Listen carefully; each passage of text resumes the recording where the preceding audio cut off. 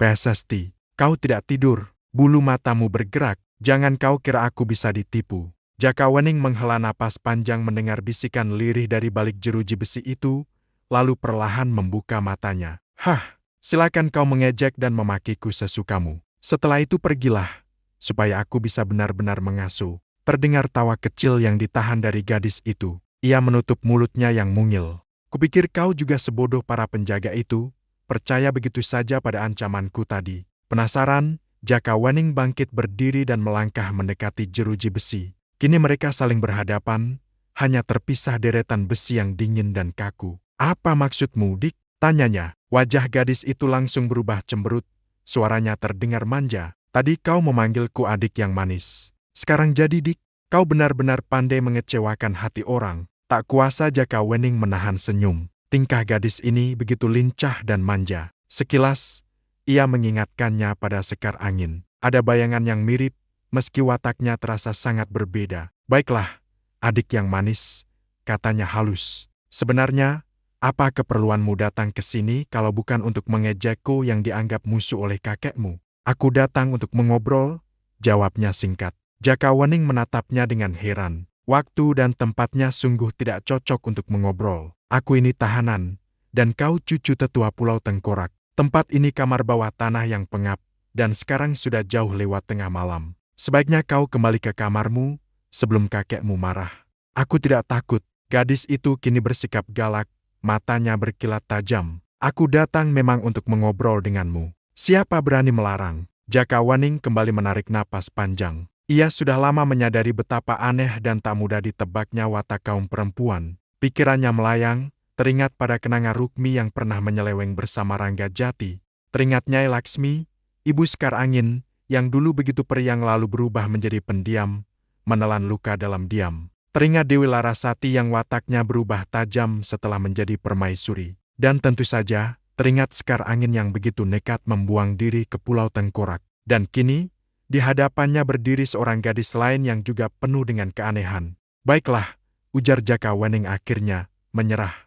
Tak ada yang melarangmu di sini. Jika kau ingin mengobrol, silakan bicara. Aku akan mendengarkan. Anehnya, gadis itu malah melongo. Mengobrol soal apa? Tanyanya polos. Diam-diam Jaka Wening merasa geli. Gadis ini benar-benar masih seperti anak-anak, mudah gembira, mudah pula murka. Bicaralah sesukamu. Tentang siapa namamu?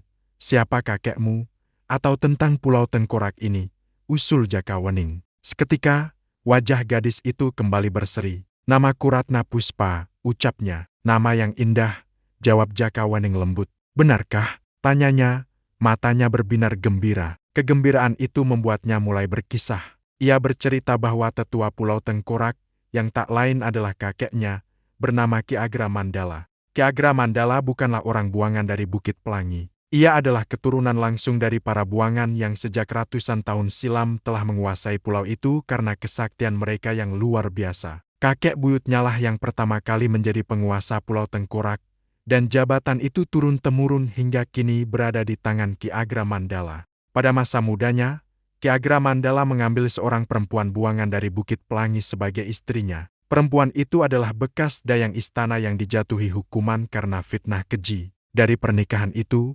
lahirlah seorang putra bernama Arya Mandala. Namun, petaka kemudian menimpa keluarga kecil itu. Istri Ki Agra Mandala wafat lebih dulu. Tak lama kemudian, ketika istri Arya Mandala melahirkan seorang bayi perempuan yang tak lain adalah Ratna Puspa, perempuan itu pun meninggal di pembaringan. Arya Mandala, ayah Ratna Puspa, dilanda duka yang begitu mendalam hingga mengguncang jiwanya dan meruntuhkan akal sehatnya. Ia menjadi gila dan melarikan diri dari Pulau Tengkorak. Sejak saat itu, tak seorang pun tahu kemana ia pergi. Begitulah kisah hidupku, ujar Ratna Puspa lirih.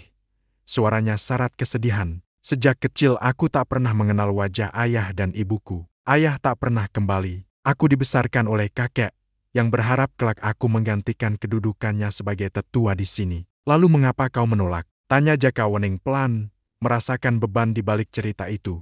Siapa sudi mengurusi orang-orang rusak itu? Sahut Ratna Puspa sengit. Mereka semua kejam dan sesat. Karena itulah aku suka padamu, Jaka Wening. Kau berbeda, kau berani dan juga jujur. Maka aku datang untuk menolongmu. Menolong dari apa? Tanya Jaka Wening, merasakan ada sesuatu yang lebih mendesak di balik kunjungan ini. Dari maut, bisik Ratna Puspa, suaranya terdengar serius. Malam ini kau akan dibunuh. Jaka Wening terkejut, namun ia berhasil menjaga ketenangannya. Bukankah kakekmu berkata akan menunggu kedatangan adik seperguruanku? Tanyanya, mencoba menguji kebenaran ucapan gadis itu. Hah, kau percaya pada Ki Agra Mandala? Dengus Ratna Puspa meremehkan. Itu hanya tipu muslihat. Sebagai seorang tetua, menipu bukanlah perbuatan terhormat, balas Jaka Wening. Di pulau ini, ucap Ratna Puspa dengan nada dingin, tipu daya justru dianggap sebagai kecerdikan. Jaka Wening terdiam sejenak. Pantas kau menipu para penjaga tadi. Kalau tidak menipu, mana mungkin aku bisa masuk ke sini? Dan kau pasti sudah mati bila aku tidak datang, jawab Ratna Puspa cepat. Jadi, mereka benar-benar hendak membunuhku? Tanya Jaka Wening, ingin kepastian. Ratna Puspa menatapnya tegas. Bukan dengan manusia. Mereka akan melepaskan binatang-binatang berbisa ke dalam kamar ini. Ular, kalajengking, kelabang, bahkan lebah hutan. Di ruang sesempit ini, bagaimana kau akan bertahan? Jaka Wening menghela napas perlahan, menyerap informasi yang mengerikan itu. Ia menatap kegelapan di sekelilingnya, membayangkan kengerian yang akan datang. Namun, di wajahnya tak tampak ketakutan, hanya sebuah penerimaan yang tenang. Jika maut memang datang, aku akan menyambutnya. Jika hidup masih berpihak padaku, aku akan bertahan.